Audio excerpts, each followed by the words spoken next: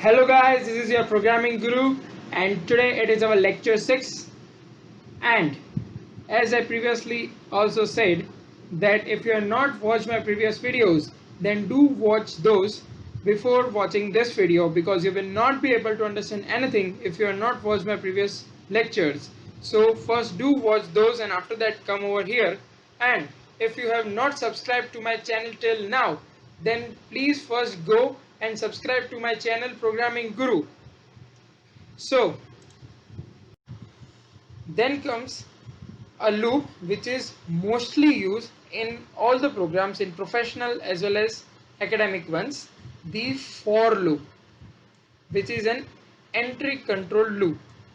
So a for loop is a repetition control structure that allows you to efficiently write a loop that needs to execute a specific number of times.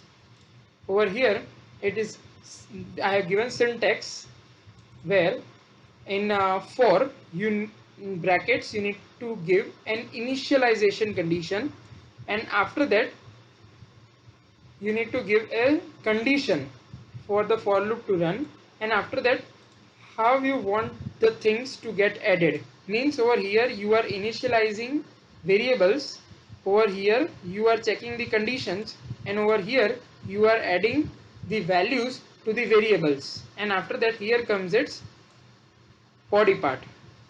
So now we should see an example.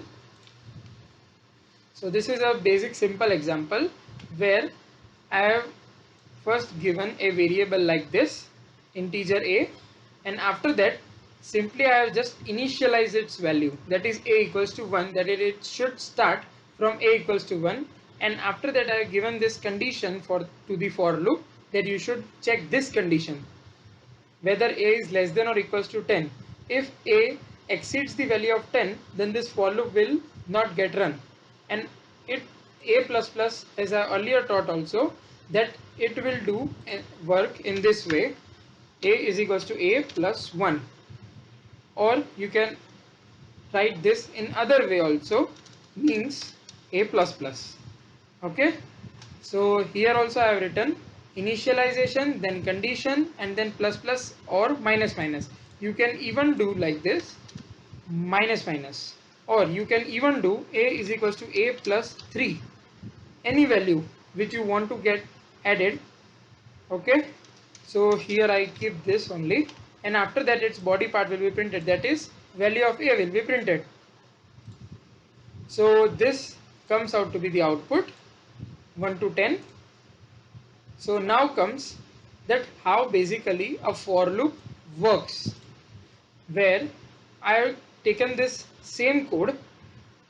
So first what the for loop will do, that in a equals to 1, where I am initializing the value of variable a, so step 1, this is called step 1. After that, committing this step 2, it will go to this step 2, where it will check its condition, and after that it will directly go inside the body part and print it, and after that it will come out of the for loop and apply this condition of a plus plus. Means how it works: first step, then second step, then third step, and then fourth step. So in this manner this for loop works.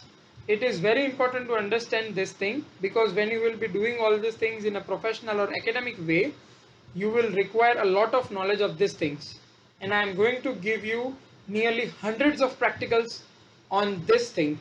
So this is just an example lecture where I am just teaching you theory and some examples. In next lectures I will be teaching you this codes, how to do coding for loop in a very good manner. So do watch my next videos.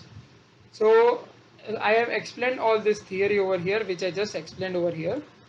After that, here are some examples which you can do, like just see over here. This is a simple example where I have written this new thing, slash t, means tab space.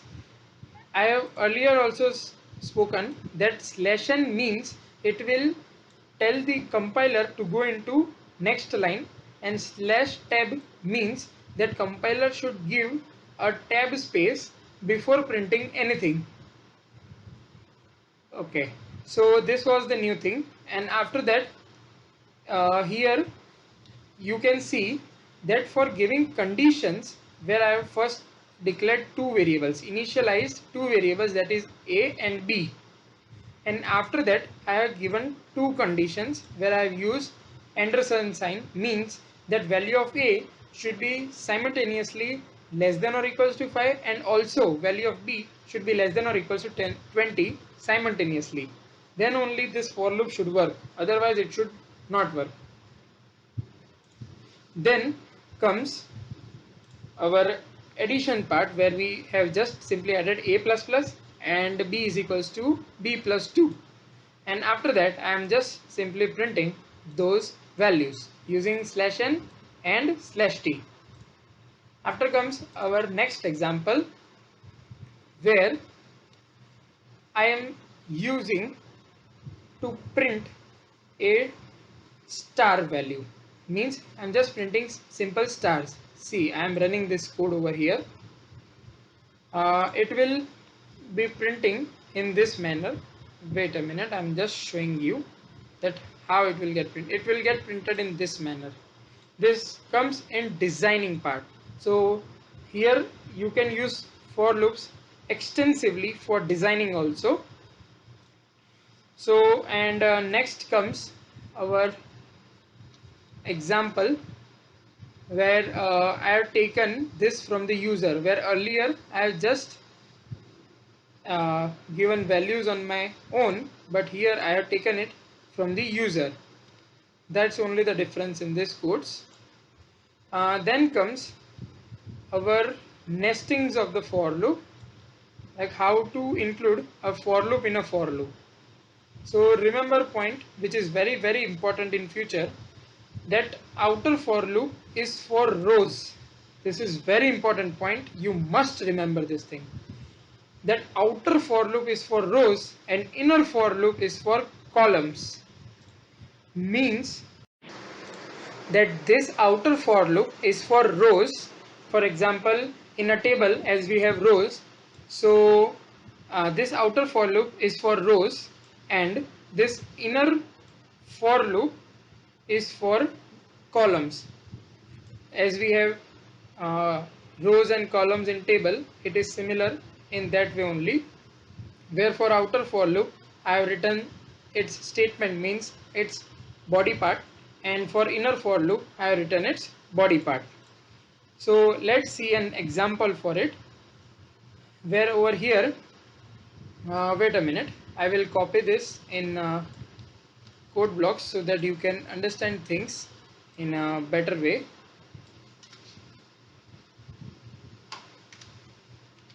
Okay, so over here I have included header files, and after that main body part, and in that I have declared two variables, integer I and j, where I have initialized the value of I equals to 1, then given a condition to the for loop I less than equals to 5, and after that incremented its value by 1, that is I equals to I plus 1, and after that inside this I have written another for loop, where I have initialized j equals to 1, condition j less than or equals to I. You can even do this I or any number, whatever is your choice, and after that j plus plus.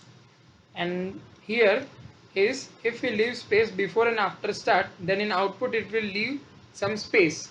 That is why I have used this, and after that I have used this slash n inside this main for loop, so that this for loop is used to change line, means the output will be similar to this. This is the only output, say this. So this is the output of this nested for loop. So if you want to do designing part, you basically need this nested for loops to have such kind of patterns get printed. on your own wish. There are thousands of patterns which you can print, but this is the example which I am shown you. And the last thing which I want to tell you is that do revise my previous lectures and watch my previous videos, because if you just watch my new videos, you will not be able to understand or remember the old things, and you will not be able to understand further. So, and do like, share and subscribe to my channel Programming Guru, because it helps me to motivate myself to create and bring new lectures and videos for you people, so that you can learn new things from me. So please help me to earn more subscribers. So please subscribe to my channel Programming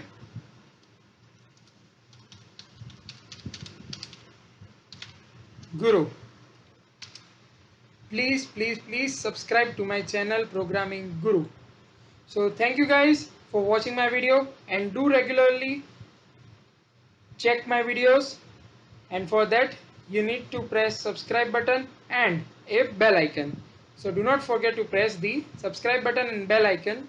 So do lastly subscribe to my channel Programming Guru. Okay, bye guys.